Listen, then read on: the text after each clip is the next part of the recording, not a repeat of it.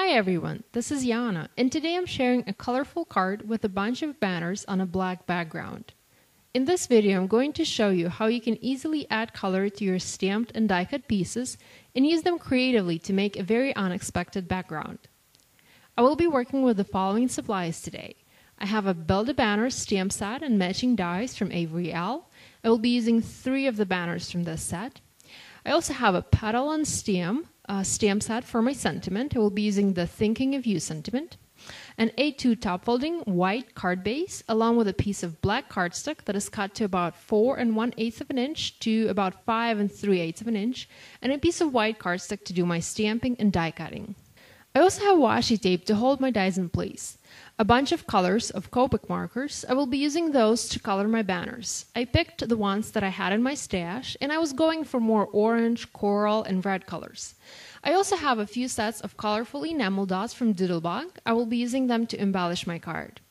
Now, I also have a tape runner from Scrapbook Adhesives and Memento Tuxedo Black ink. I will be using it to do my stamping. And of course, I have a few supplies to do my heat embossing. I have clear embossing ink, powder tool, and white embossing powder. So I'm going to start by stamping banners on my white cardstock. I need about 8 or 9 of them to cover the entire front of an A2 card, so I'm going to stamp a few of each. Now, this Build-A-Banner set from Avery Elle is a very cool one. Some banners are broken down into pieces so that you can stamp them in various colors. I'm not going to do that, however. I'm simply going to use black ink and stamp my banners in black. Like I said before, I'm using Memento Tuxedo Black ink to do my stamping because I know I will be coloring my images with Copic markers, and this kind of ink is not going to bleed when colored over with Copics. It's going to stay nice and crisp. So I'm going to use 2 of these larger double banners on my card, as well as 3 and 4 of the other banners from this set. After I'm done with my stamping, I'm going to use the matching dies from Avery Elle and die cut my pieces. I'm going to place the die on top of the matching stamped image, secure the die in place with a piece of washi tape. You can actually use painter's tape or a post-it note for this, and run this through my machine. I'm using the Artisan Explorer die cutting machine from Spellbinders, but these dies are going to work in other machines as well. And now I'm going to keep die cutting until all of my banners are cut out. So here's what they all look like. I have about 8 of them here, and now I'm going to start coloring them using my Copic markers. You don't have to use these specific markers for this. You can use the Stress markers or American Crafts chromatic markers or any other markers that you like to use. I'm no pro when it comes to Copic markers or any markers for that matter. I'm going to do a very basic coloring. One color for one banner, no shading or blending or anything like that. Just very, very basic coloring.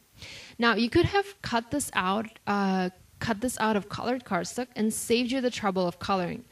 But that way, you are not going to have that nice white edge around the banners. And I really like that edge. I think it helps define the banners and it helps them to stand out. There are also a few other ways you can color your banners. Here I have a sample done with pigment ink and ink dauber. I used light pigment ink to color the main part of the banner. I left the die cut in the die and used the die as a stencil, and then came back with pink distress marker and added a darker pink to the ends of the banner. Here's another one that I did with 2 colors of Copic markers. I used yellow for the main part and orange for the ends. So here are all of my banners colored. I spent about 20 minutes coloring 9 banners. Now I'm going to start adhering them to my black cardstock. I chose black because I wanted to make sure that my colorful banners would stand out as much as possible from the background. And because this is going to be a rather busy looking card, I didn't want to bring any additional colors in. You can also try adding a white background for a lighter look. So first I'm going to arrange these banners on my background, starting with the largest. I'm going to have some placed horizontally and some placed vertically. Each of the banner in some way is going to represent a thought. So the idea is to make a card with lots of thoughts, so to speak, and to emphasize that one of the thoughts is about the recipient by adding a thinking of you sentiment. So after I've arranged my banners on my black cardstock, notice that I didn't use any adhesive at this point. I simply placed my banners on the paper. So it's time to move on to working on my sentiment. I'm going to use this Petals and Stamps stamp set and add a thinking of you sentiment to my card. I'm going to pick a banner where I want the sentiment located and move the rest of my card out of the way. Now, before I can do my heat embossing, I need to make sure that my banner is dry and that the ink from the marker is dry. I'm going to use my powder tool to remove any static on my banner so that when I add the embossing powder, it's only going to stick to places where I need it, not all over the place. But first, I'm just going to pour embossing powder on the top of the banner without any stamping.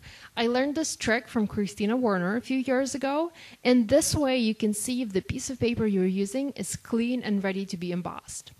Next, I'm going to arrange my stamp on my clear block. Now, because my banner has some curves, I want my sentiment to follow these curves, and I can do this by bending my clear stamp slightly on my work surface.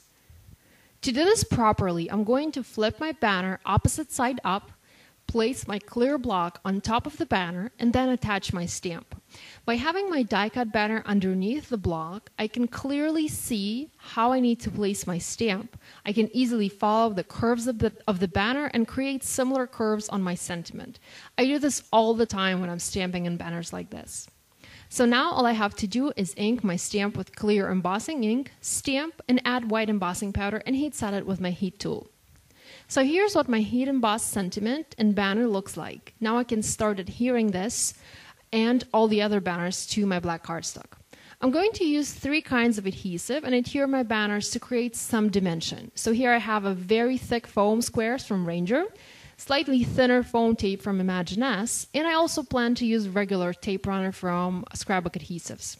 I'm going to be combining all 3 of these adhesives to create different layers and different dimension. I'm going to start with the heat embossed banner and add Imagine-S tape to it. Now, some banners are not going to fit completely on my card, so I'm going to have to partially adhere them and then cut off the axis. I will also be using some of those cut-off pieces to fill in the gaps that I have on the top and the bottom of my background. Next, I'm going to use the tape runner and add adhesive to the lower double banner.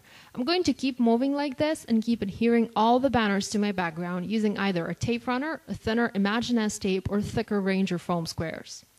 After all of my banners are adhered to my background, I can now grab my Tim Holtz scissors and trim any excess. I'm going to keep the extra pieces and reuse them on the card in a sec. I think the card starts looking really cool at this point. Lots of color and lots of dimension. So here's what my card looks like. I added all those extra pieces or extra ends of the banners to the open spaces that were left on my card.